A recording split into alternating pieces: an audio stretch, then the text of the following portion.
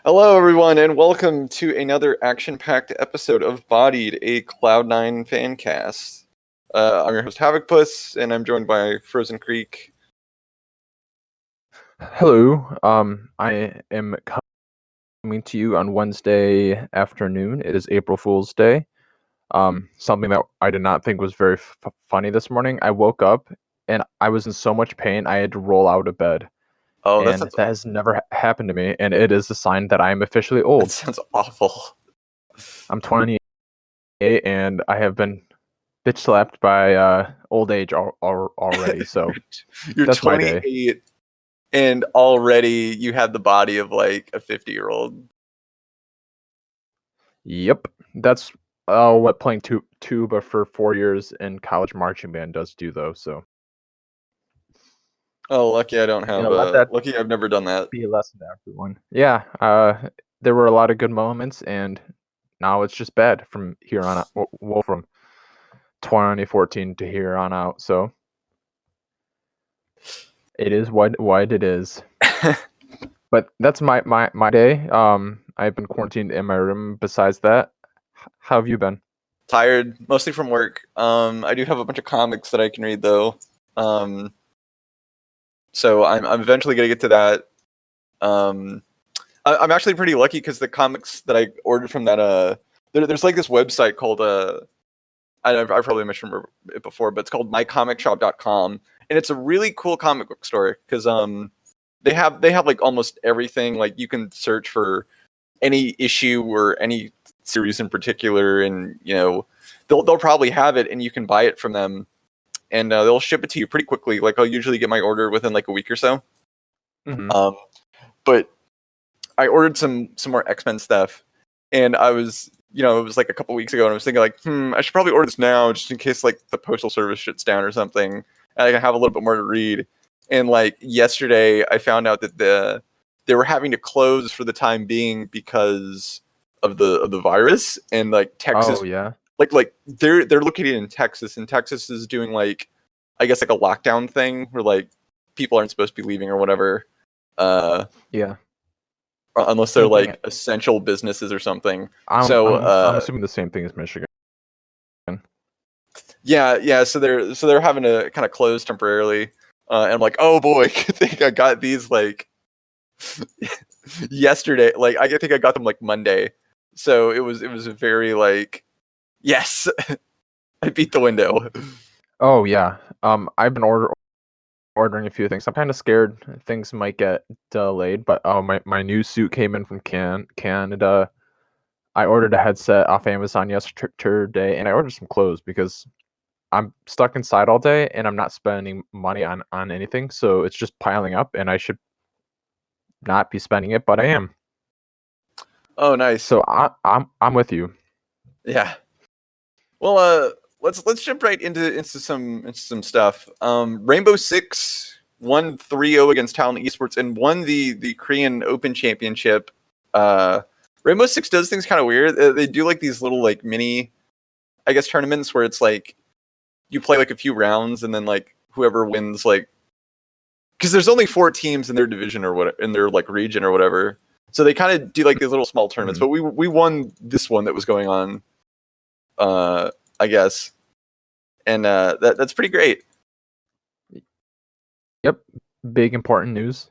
Big I did not get to watch, but big news. super hype, obviously. Rocket League was eliminated from the playoffs. They lost 1-4 to Ghost Gaming. I watched it. It kind of sucks, but I think considering that the team was, I think, at 1.04 and looking at having to be relegated again to going into playoffs, and even though they had to basically play like the favorite of that season, I'm pretty satisfied with how their season ended. Yeah, they made it to playoffs and regionals, which is a big deal. It looks like Ghost Gaming was the team to come out of it also. Yeah, I believe so. But actually, they lost to Samsung SSG, what? Oh, that's such bullshit. Now I look like a fool. who then lost to G2. But still, God damn. We got like 5th place or something. Yeah, that's not what you want to hear. Well, at least you know, Oh, Space Station Gaming. I think Not Space Samsung. Station was Sorry. another like favorite. I think because I think we lost to them in the regular season. But yeah, I think it's still good that we at least got to go to playoffs. I think hopefully this will kind of kick the team back into overdrive, and they can, they can go when they can uh, do better next season because they were struggling for a while, and hopefully they have some motivation. Yeah. It was kind of a nice ending for what has been a disappointing season. So hopefully it gives them enough to work off and build on, because we know this roster is better than what they've shown. Yeah, for sure. Moving on, CS:GO had a pretty good showing for the second phase of Flashpoint. We lost to Envy 1-2, but we did defeat Copenhagen Flames 2-0. Yes, I kind of watched it. Good. A clutch overtime win on the second map against Copenhagen. So big win. And they, if I remember right, they tried to collapse on the first map, and then they eventually just said no more and ended it. And then they won. I think it was in second overtime on the second map. So good win for them.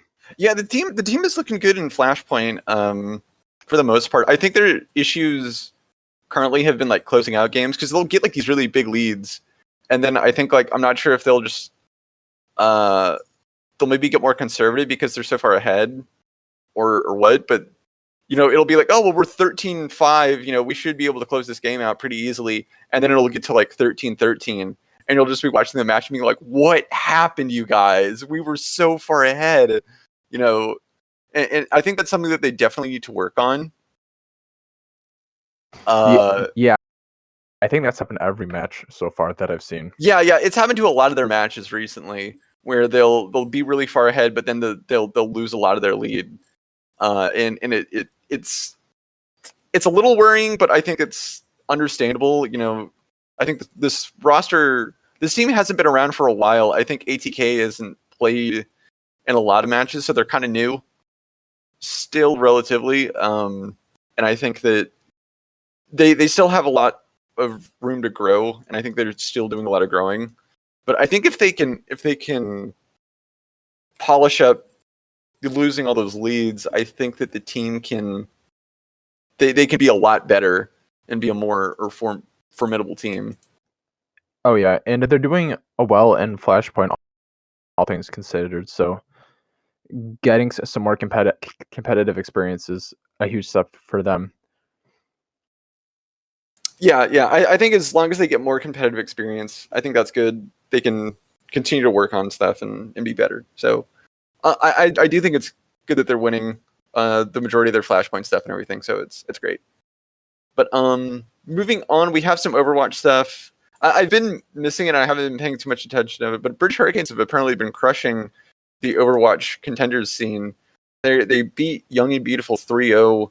And I think they're doing it this time where they're doing it like little mini tournaments like each week or something. So like week 1, week 2, week 3, it'll have like a small little tournament of teams playing each other.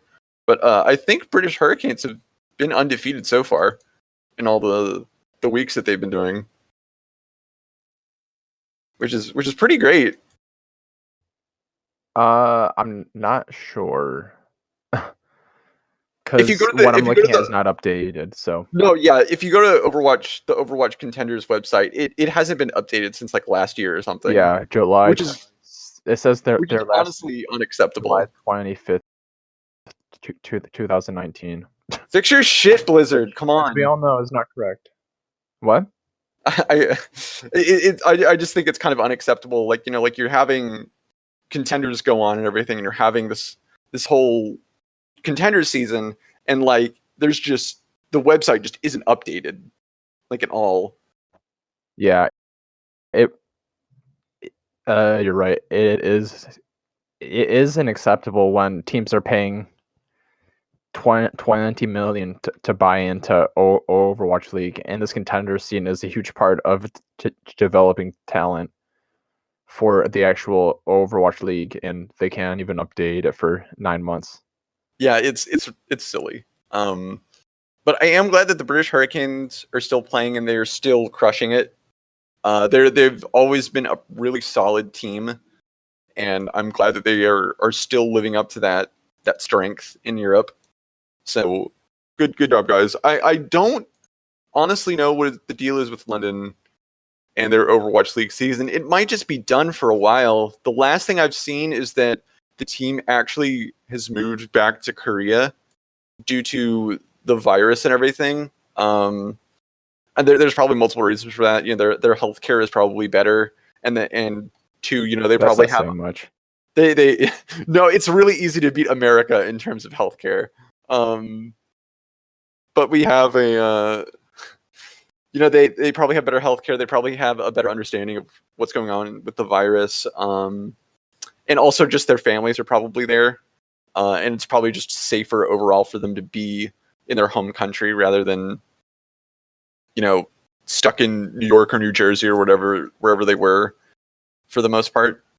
But I have no idea when they play. I They've just just looked onto the schedule, and it's not for a couple of weeks. But if it's they've all been like, just delayed, then yeah, they've all been just like completely taken off. And you know, no one knows like what's going to happen for a while in terms of scheduling. So I have no idea when they play. I'm definitely going to try to keep an eye out and see, you know, when they're going to be doing anything again. This virus has really messed up. I think just the Overwatch season in general, you know, they had to like delay for a few weeks and they had to delay for a few more weeks and then they finally started playing again, but some of the teams couldn't play like in general. You know, in London just hasn't been playing at all. So this kind of has screwed up our season a lot and the season as a whole. I'm hoping that the team can bounce back and eventually play again whenever this stuff either dies down or, you know, fixes itself. But right now it looks like our season's just kind of done. yeah. Do you think that this might be the death of Overwatch League? This definitely hurts it a lot. I think that how the Overwatch League has handled the situation has been kind of poor. Looking at how like League of Legends, for example, they managed to transfer from playing in like on stage in the, you know, kind of controlled LAN environment to doing online really seamlessly. Like they missed like 1 week. There was a week where they didn't play and they immediately transferred to online matches like the week after. But then you look at Overwatch League and they just kept delaying things. They kept trying to figure out, I think, how to do things online. And I think they were saying like, oh no, we're going to do it this week. And then they had to cancel that and push it back for another week. You know, and they really struggled to adapt to the situation. And I think that really hurt it. And I think that also since some teams aren't even able to play currently, that is another issue. And I think that that's also hurt viewership probably just because like, you know, if my team can't play for a while, there's no point in watching. Like I haven't watched any Overwatch League at all because London isn't playing, so I don't have as much of an incentive to watch it. That along with the previous delays, it's made it to where like I just haven't watched any Overwatch League. I think a lot of it has to do with the fact that they try to expand geographically as opposed to like LCS or that's in LA. Like it's hard to get teams to travel to one location when everything is just shut down. Yeah, I agree. I think that definitely hurts it, especially when you're having to try to like wrangle teams and like either have them stay in one location or have them move to a location so that they can play whoever. I think that that's definitely something that hurt them. it like the geolocation thing is like on paper it's a great idea. You're creating this global league where you have a lot of different teams from a lot of different regions play each other. But I think the issue is just that they did about it in a way where they didn't have enough teams to really justify it. Like, a lot of teams are North America, great. But you only have 2 European teams. A lot of your other teams are located in like the Southeast Asian region. And, America in general is a pretty big place, and having to travel from like East to West Coast is a big deal. Having to travel either across the Pacific to, Asia is a big deal, or having to travel from like the East Coast over the Atlantic to Europe is a big deal. And trying to think that with the teams that we have now and where the teams are located now, we can totally do this, I think was a very stupid decision. And they should have tried to build Overwatch League Europe more to have a more stable scene, globally before they did that. And I think for this season, they should have just stayed in LA, considering where all the teams are located and everything. It would have been nice if they would have been able to get 2 more European teams, but I think they also got super unlucky. Nobody was expecting a giant global pandemic during the Overwatch League season, and it seemed to be going okay outside of a global pandemic. So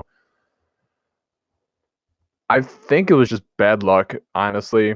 And if they had planned ahead full well and knowing that what was going on in China, they might have been able to keep it going in LA, but I don't know. I think at this point it was just bad luck more than anything else. And if they can keep it going through Overwatch 2, then I would like to see them add some more EU teams so London can stay in London and they can keep their teams more local than forcing them to travel from LA to New York to Houston and stuff. No, so, yeah, I agree. I think it's mostly bad luck, but I think it is also part of how they've structured this season. I definitely agree there needs to be more European teams. It makes no sense if you're going to do a global league if you have only 2 European teams. And I think that may be worrying if they can't get one for next season, just because if no one's buying in to be the European participant next year, it's like, this is kind of a bad spot if you're getting no more like buy-ins and you're, no one else wants to participate and your league is kind of capped at this many teams. It makes the geolocation thing kind of silly, and it doesn't really provide a lot of incentive to do it if just no one in Europe and in the rest of the world is going to buy in. Like we have like, there are no teams from South America. Australia, in the oceanic region, there are no teams. Africa is a continent, and we don't have any teams from Africa either. So it's literally like a very few, like the 3 like main regions, quote unquote, are being picked when it's like, Russia is a country. You have all these other countries that do have esports scenes and can participate, but if they're not going to buy in, I think that's a problem with their business model, and it makes their approach to try to do this global, geolocated regional thing not work.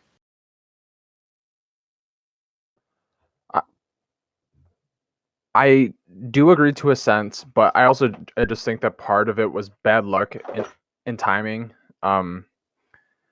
That I do think that I'm more speaking as a whole on their business model. That's just what I'm saying. Well, yeah, but I think they were planning on expanding still to eventually, hopefully, come up with an EU scene eventually. No, yeah, I know they're probably planning. I'm just saying, like, if they can't for like next season. Oh, like, yeah, that's not happening. I'm looking more into the future and saying, like, okay, season 4, if they're not getting any more expansion teams, that's a really worrying sign for the league in terms of you're going to be capped at these teams. No other teams from anywhere else around the world no other organizations are going to buy in. That's a really bad news for their business model in general. And I'd say it's maybe a worrying thing if no one else is going to buy in, and you're still trying to do this whole travel league thing. And I think that they may have to just reconsider restructuring it and just everyone just play in LA again. To me, it just doesn't seem, worth it if it's like, well, we have two teams in Europe, and they'll have to, you're forcing people to fly across the Atlantic for like what, like a week, like 2 times a year, just to play like a couple of teams. It just doesn't seem worth it, in my opinion. I'd just really like more teams in different parts of the world to really, show that like this is a global league and not just we got a few teams from here and here and here, just to kind of say it's quote unquote global. Yeah, I do see where you're coming from. I just think it's trying to expand a little bit quicker than what they were prepared for also. So Right. I'm more interested in seeing how Overwatch League survives the virus, but I can't imagine there's going to be teams buying in for 20-30 million dollars to compete in this. Yeah, they're going to have to way. change their prices for sure if they're going to want to incentivize more organizations to join for sure. Yeah, and I think that's part of the expansion that would hopefully come eventually, but I do think that there is a real risk of this kind of dying. Yeah, we'll have to see. It would be sad because I really do like watching Overwatch, and Cloud9 they have been like a staple organization in Overwatch for a while. Like ever since the game came out, we had a team when the game was in beta, and I remember Cloud9 Overwatch was when the game was in beta, like like Surefour was playing on our team. We were the best, Overwatch team in like the world. So, oh yeah, and there's still like a negative like move tactic and named after Cloud9. So yeah, it proves how integral we've been to the growth of the esport as a whole.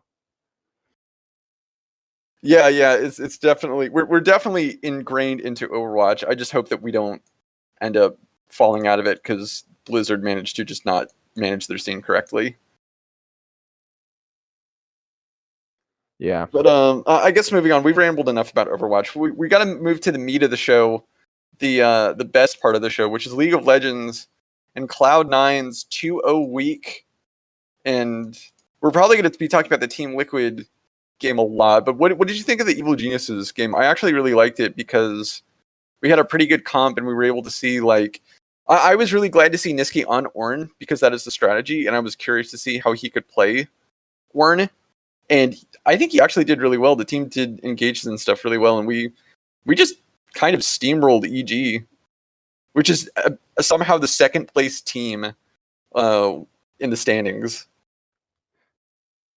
Yeah, I did say that we should draft Shen against Evil Geniuses, but I was not thinking of Shen support, but it worked out. I am glad that we were able to snowball that, because I think that game could have gotten real volatile real quick.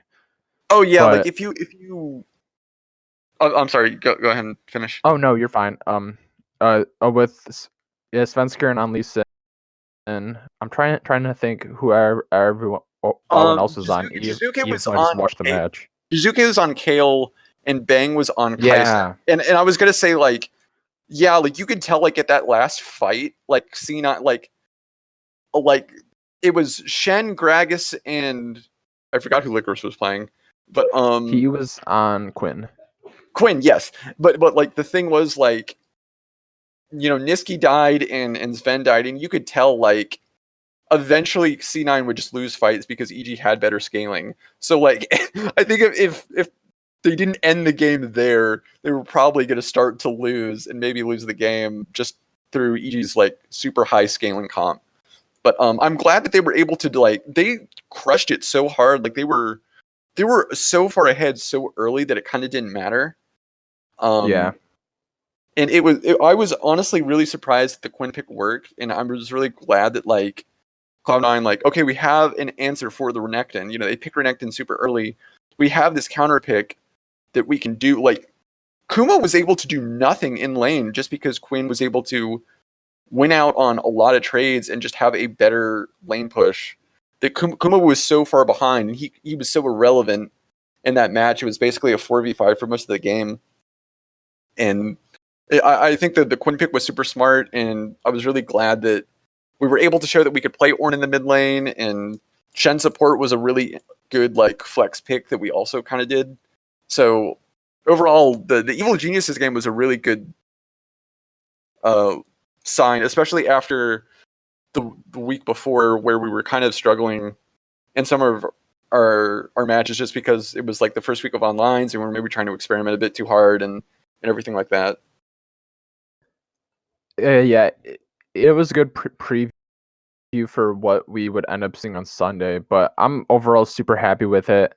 I feel like the quality of the LCS has been down the split because Evil Geniuses did not feel like the second best, or No, they really didn't feel like they really should have haven't. been the second best team, but nobody else did either.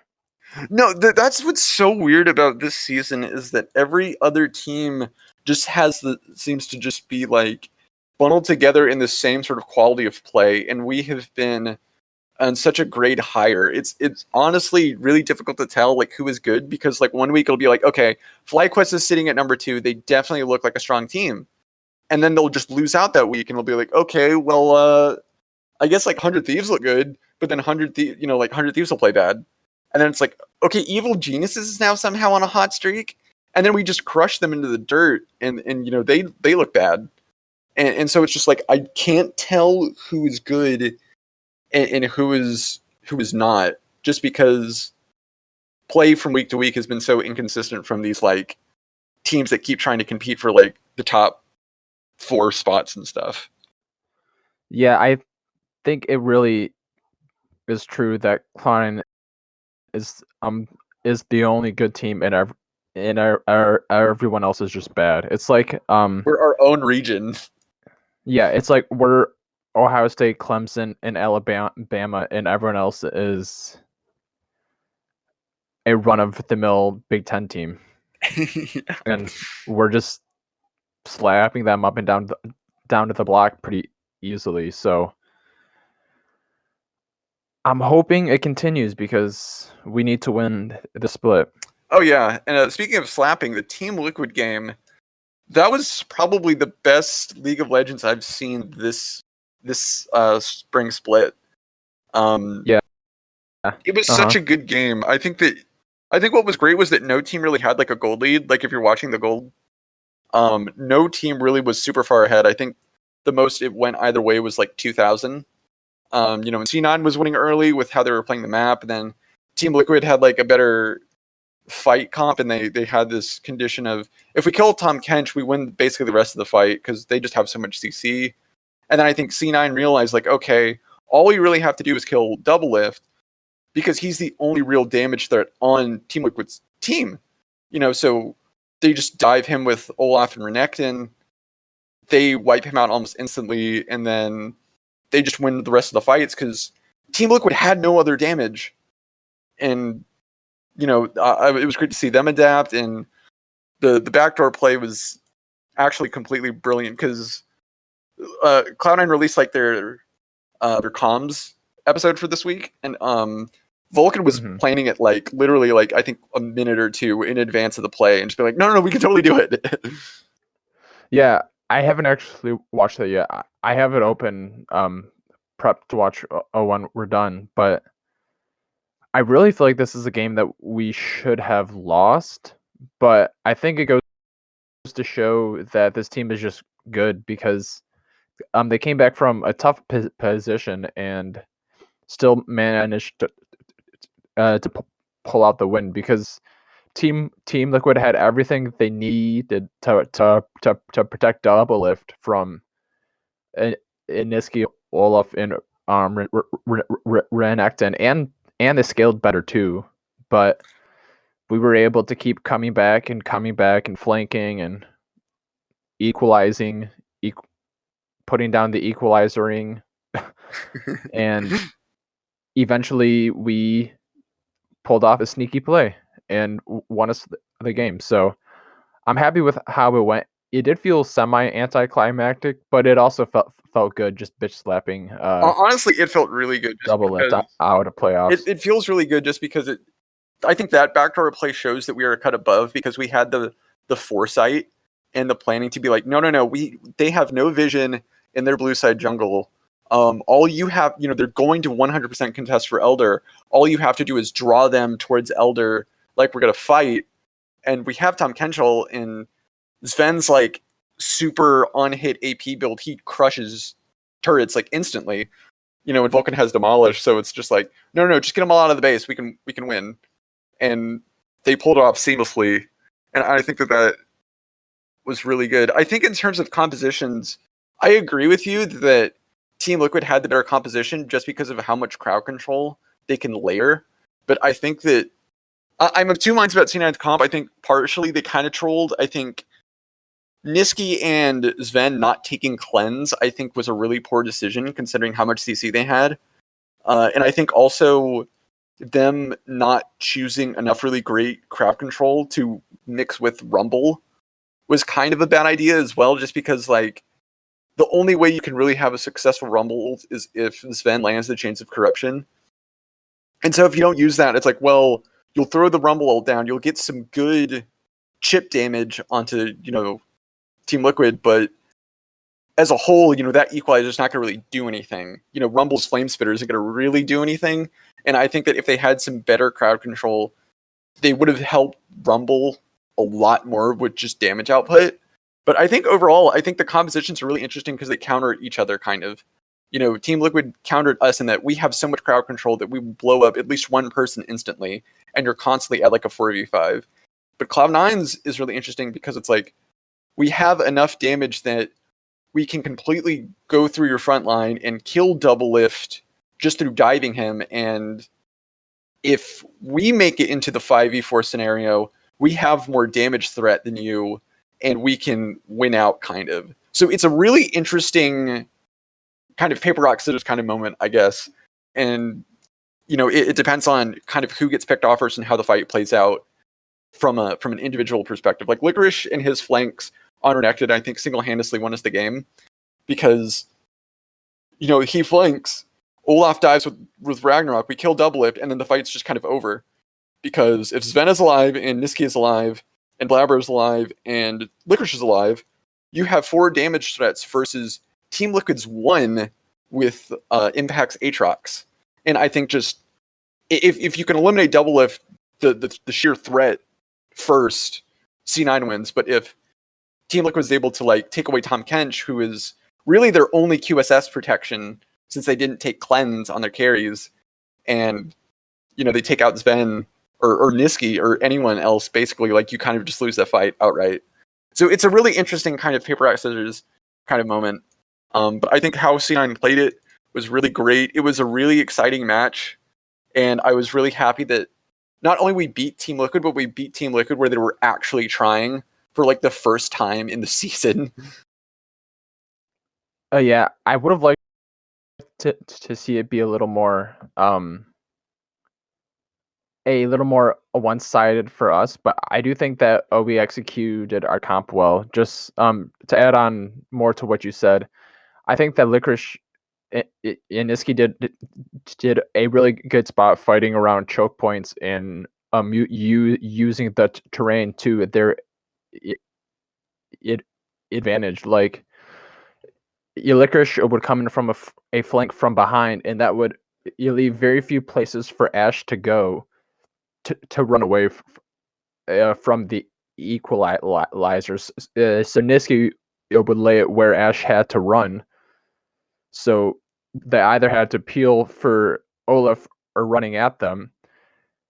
Double if O would have to flash out, and then they lose the fight automatically, or they could try and kill Renekton and they put him in a really tough position to win team fights. But I'm kind of surprised that they weren't able to do more. Team Liquid with Braum ulti as disengage, and even with Cocoon, Ash Arrow, and Ornn ulti, but they used all of it for engage and not to disengage. So Yeah, I think that's another interesting weakness. They play themselves. Yeah, that's another interesting weakness of their composition, in that once they use their CC, they're kind of fucked because, you know, they just lack kind of any sort of peel or further fight control. You know, it's like, well, I use my Ash Arrow, I use my Ornn Horn, my Cocoon is down for another like 10 seconds or something. Aatrox has some knockups, but I think how they utilized Impact, and Impact just kind of fighting by himself a lot, really hurt the team, because I think if Impact more kind of puppy guarded double lift, those fights would have been way differently, but Impact was constantly trying to dive the backline simultaneously while Licorice and Blabber were diving their backline. So it kind of made it to where like Impact wasn't really doing much. Oh yeah, and he was super fed all game. So he was really fed. Impact, he I should will have say, been able like, to do more. I will say individually, for Well, the most part, he played Aatrox really well. He did get camped for too, though. Oh yeah, but it's super hard to dive a top catch. Yeah. So, but yeah, it was a good game. There. Do you have any other thoughts? I do want to talk about playoffs as kind of like a closing discussion. Yeah. Okay, so after Monday, we have the top 6 kind of fleshed out. First is Cloud9, then it's Evil Geniuses, 100 Thieves, FlyQuest, TSM, and then Golden Guardians. So kind of an interesting top 6, considering what our kind of predictions were at the beginning of the season. I believe I actually predicted Evil Geniuses to be like second in the standings.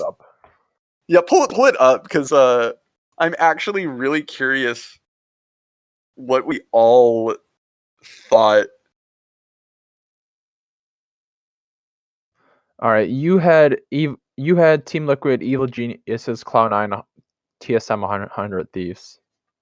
So okay, so I'm mostly right. You had CLG 6th, which is bad. Okay. Look, Team Liquid and CLG, they're failing. Oh, I had CLG in 3rd, so I take it back. Yeah, no one expected those two teams to just completely tank.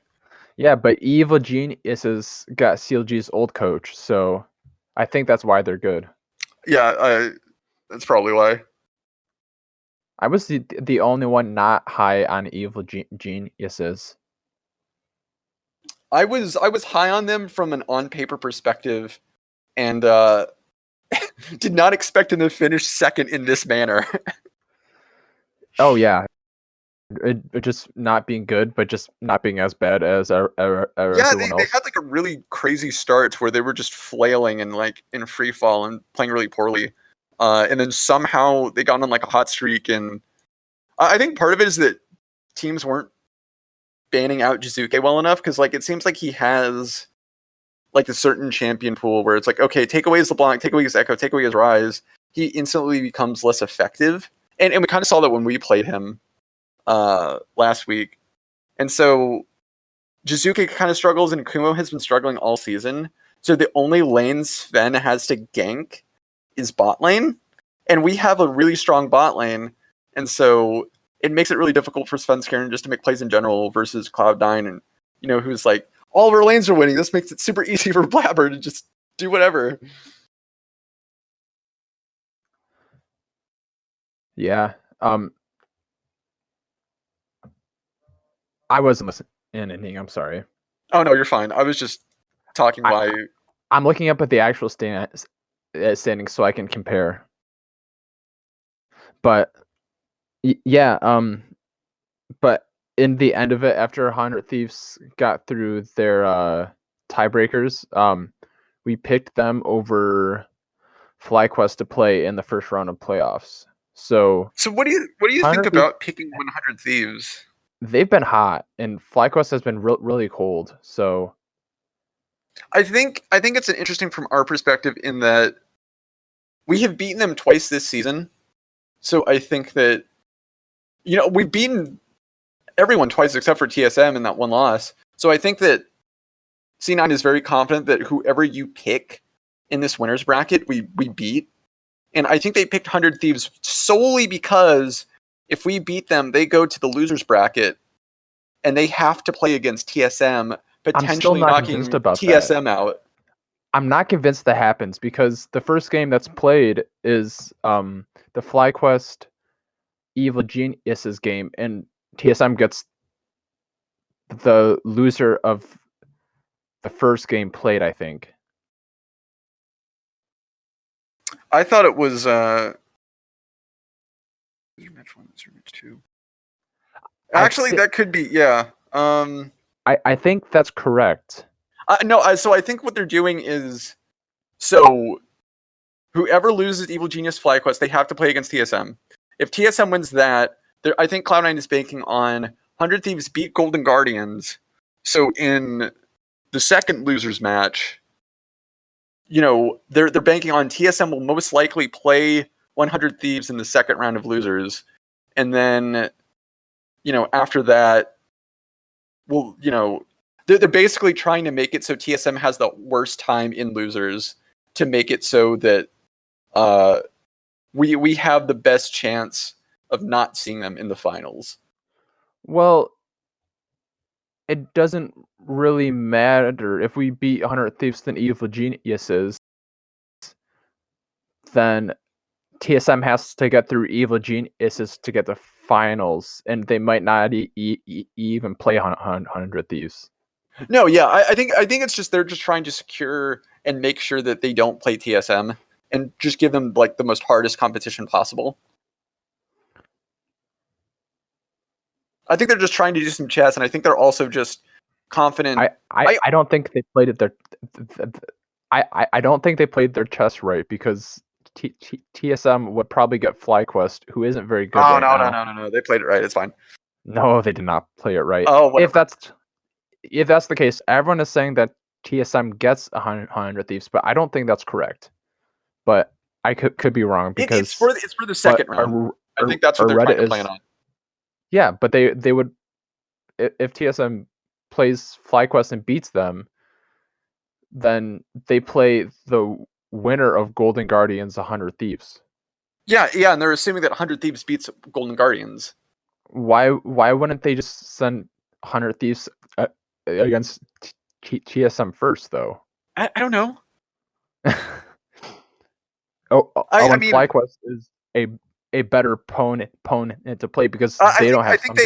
I think they have said that FlyQuest has actually been maybe their toughest scrim partner this season. Okay, yeah.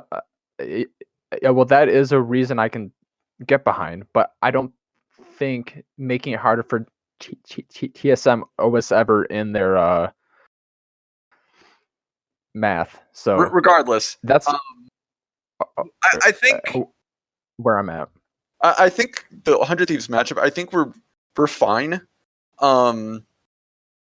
It should be interesting, but I think that we win just because we have stronger lanes, and we have a stronger mid duo, jungle mid duo.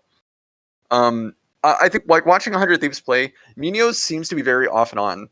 Like there were games where he looked really good, and he's like helping the team out, and the team gets leads. But there are other games where he looks like he just doesn't know what he's doing, and he's really struggling to make an impact.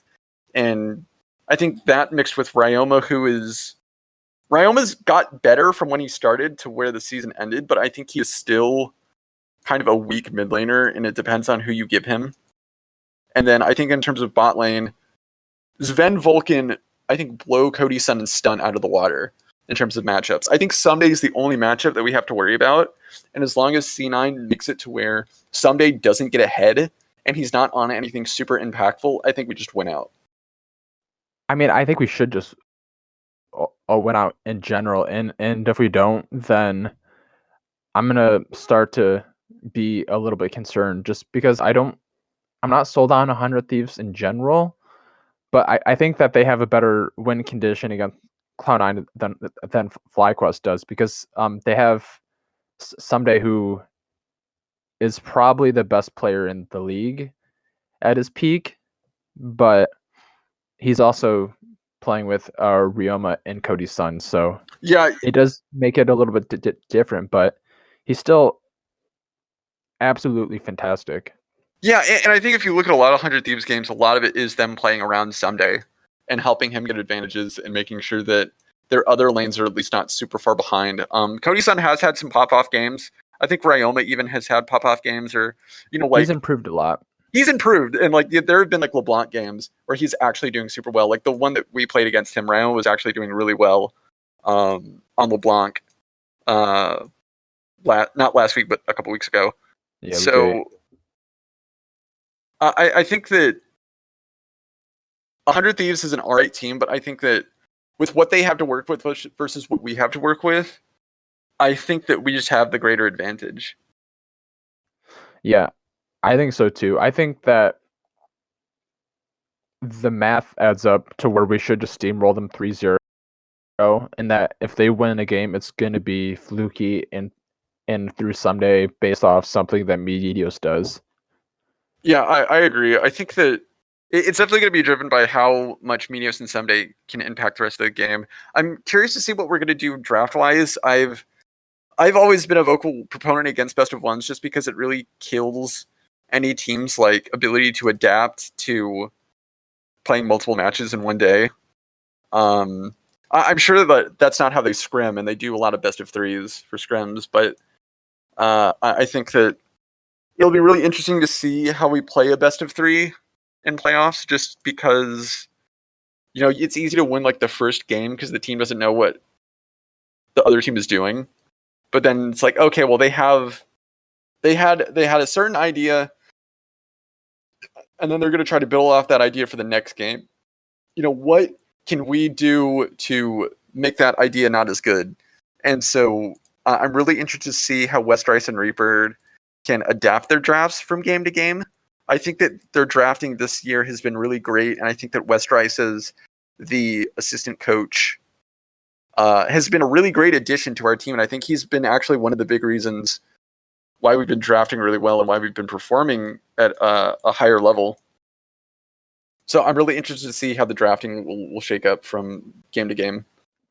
Yeah, and I think that we've shown a large... We showed a lot of flexibility. Yeah, like we played Kalista top into Someday last time. We pulled out Quinn as a counterpick to Renekton. We're not scared of throwing Ornn in there somewhere. Yeah, we've done like Shen support. We've done a lot of interesting things.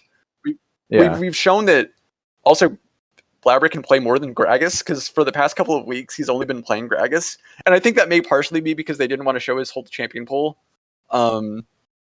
But Blabber is like insane on Gragas. Blabber and Niski have like a really great synergy. Like us doing like the Yasuo Gragas comp works for the most part. I'm not really a huge fan of it just because Yasuo doesn't have super great damage. But we're really coordinated on that. Like we've shown that we can play a myriad of different compositions and styles. And so I'm really interested to see just exactly what we bust out against 100 Thieves, because I think if you're 100 Thieves, it's really hard to peg down Cloud9 and how they're going to play, just because it seems like we can play almost everything. Oh yeah, and I just don't see them being able to pull together 3 wins out of 5. Yeah, I agree. In this matchup, but anything can happen though. I don't want to be super overconfident just because I'm not going to say that we're the champions until we lift the trophy. Oh no, of course not. Somebody else could still get hot, and that's kind of what I'm worried about. I know that a lot of people have been celebrating just because we did knock out Team Liquid, which I think realistically was our biggest competition, and the match, Sunday proved it. But I think as long as C9 doesn't get too complacent and they don't get overconfident, which they haven't been for all season, they're 17-1, they're still playing really well, and it looks like they haven't lost sight of any kind of focus. I think this should be a really good 3-0 victory. The match is Sunday, April 5th at 3 p.m. No, that's Central. 4 p.m. Eastern time. So make sure to tune in to watch us. Yeah, it should be a banger. So don't forget to tune in. And I think that's it for this week. Yeah, I think that's it. Thank you again for watching and listening to Bodied at Cloud9 Fancast. Be sure to follow us at C9 Bodied. And thanks for listening, and we'll see you next time. Bye, guys.